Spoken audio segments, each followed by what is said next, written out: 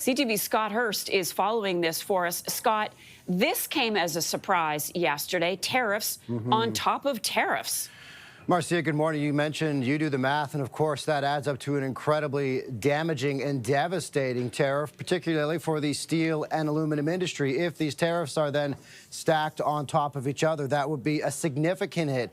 We've already seen the full court press from premiers, also from the Prime Minister, as well as he travels overseas, pushing back against 25% tariffs. First, there was that threat of 25% tariffs on all goods. Then, of course, we got that 1-month reprieve, and then those tariffs potentially could still come into effect in early March.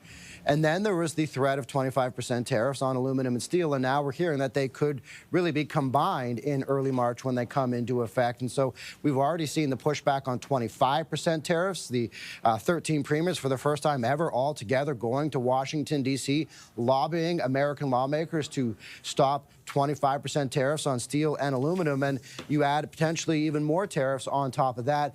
Devastating for these industries, but what the premiers are really focusing on, Marcia, not just here in Canada, but for American consumers as well, because there is so much, particularly from Quebec, that does go south of the border to help with the industries down there. And so that has been the push.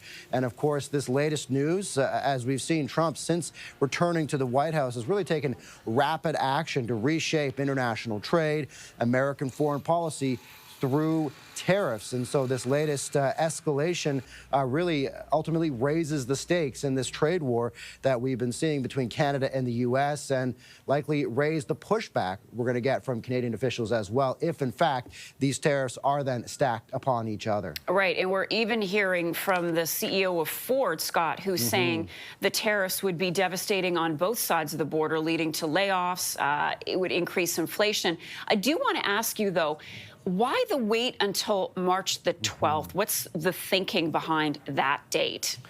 Well, initially, when it comes to the tariffs overall, the delay, Canadians are thinking this is great because this gives us time to negotiate, get things